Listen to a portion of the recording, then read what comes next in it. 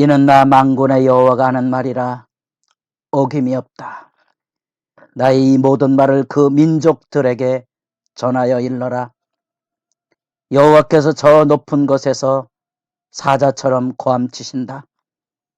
당신의 거룩한 처소에서 천둥 소리를 내신다.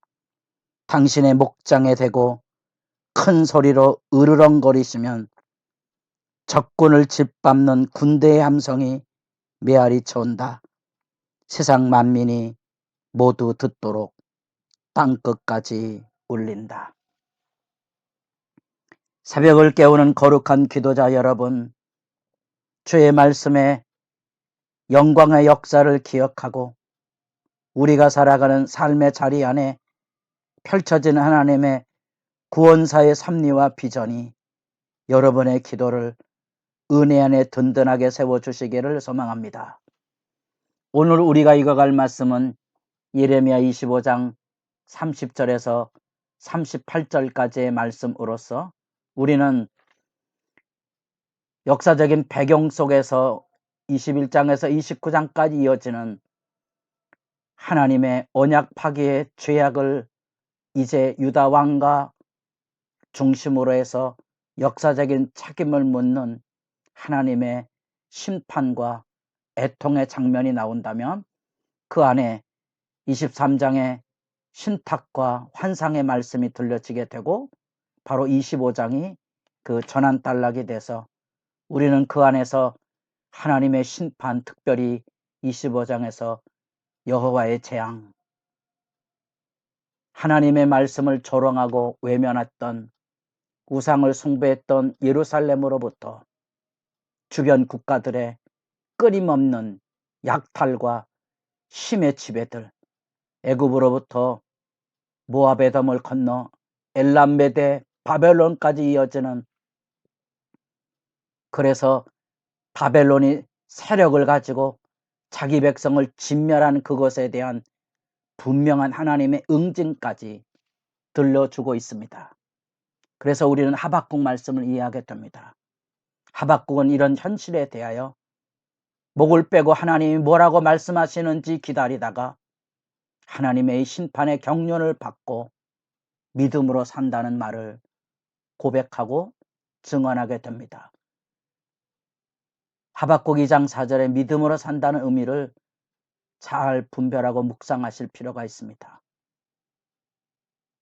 자기 백성이 바벨론의 군대 앞에 진멸되는 것을 치욕으로 여겼지만 하나님의 말씀 앞에 그것은 치욕이 아닌 하나님의 심판이라면 하박국은 달게 받겠다는 거지요.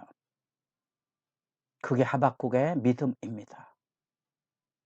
어쩌면 우리는 우리 시대를 관통하고 있는 여러 가지 재앙의 징조들, 칼과 기근과 전염병으로 상징되는 시대 상황 앞에 왜소해진 모습이지만 사실은 우리가 이 세상을 바라보며 눈물 흘려 기도해야 될 장엄한 기회를 맞고 있다고 보아야 될 것입니다.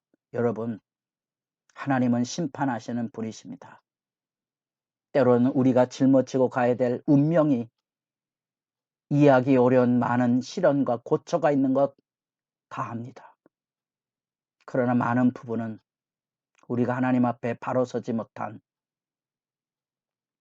하나님의 징벌의 영역도 분명히 있다는 거 잊지 마시고 자신과 교회를 돌아보며 우셔야 할 것입니다. 마지막에 들려지는 이 여호와의 소리, 사자가 포효하는 그 소리 안에 여호와의 군대가 구원을 위해 우리에게 오는 게 아니고 바벨론의 세력을 통하여 이스라엘을 진멸하러 오는 대적의 말발굽 소리와 칼날을 기억한다면 얼마나 슬픈 이야기이겠습니까? 하나님이 자기 백성을 위하여 존재하는 게 아니고 자기 백성을 짓밟는 심판의 주로 오신다는 사실, 그렇게 왜 주변 국가에 대한 심판까지 언급하시느냐? 하나님의 공의로우심이지요.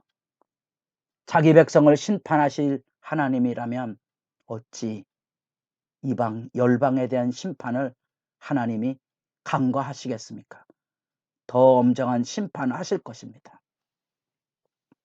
그런 의미로서 이 하나님의 백성에 대한 이 심판의 메시지 안에 예레미야는 주변 국가의 열방에 대한 심판의 메시지도 함께 소개하고 있습니다.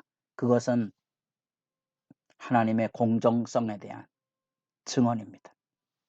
특별히 구원이 아닌 재앙의 이런 심판은 목자들을 불러냄으로써 우리가 이스라엘 백성들에게도 먼저 왕과 고관들과 백성들을 불러내고 거짓 선지자들을 불러내서 하나님의 심판을 기소하고 심판을 집행하셨던 것처럼 여기 이제 주변 국가의 모든 군왕들까지 불러냅니다.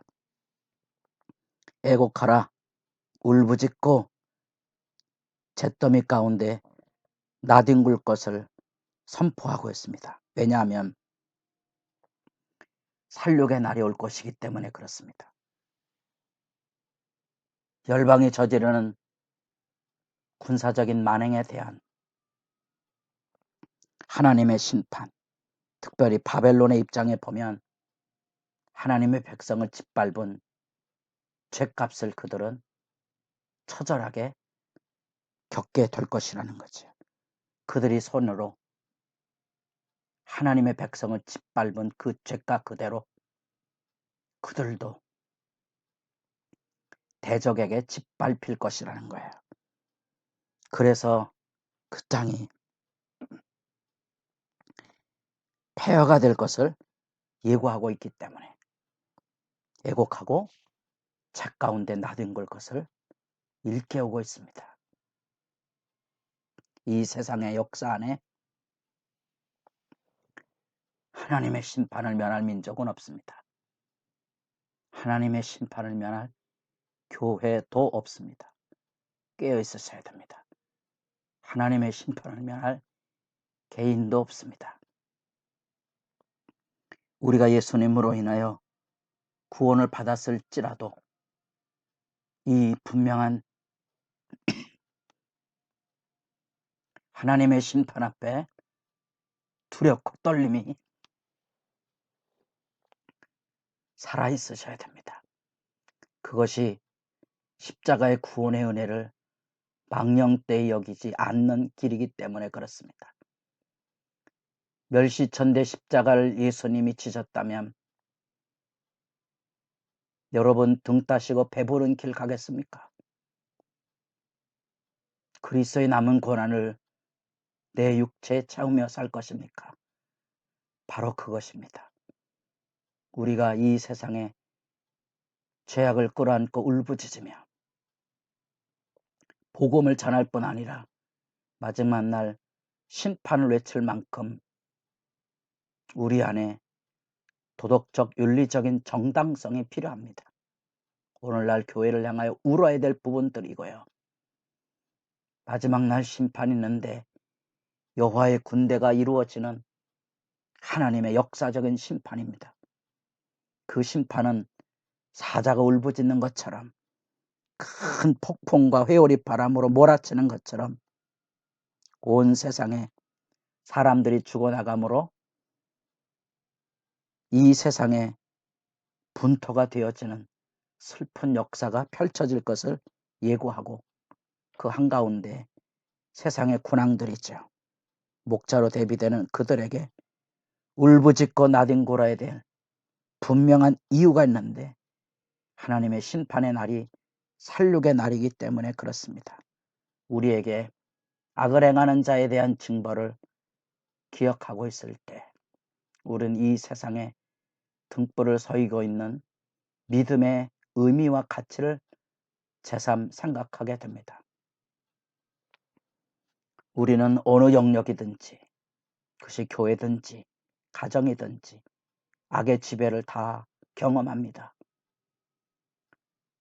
남북이 사는 길이 우리 민족이 살 길인데 80년이 넘도록 악의 지배를 가지고 있는 저 북한의 영역을 우리가 하나님 앞에 기도해야 되지 않겠습니까? 언젠가는 저 영역 안에도 하나님의 심판이 쏟아질 건데, 여러분, 우리에게 이런 비전이 살아있어야 안타까움에 눈물의 기도를 드릴 수 있습니다.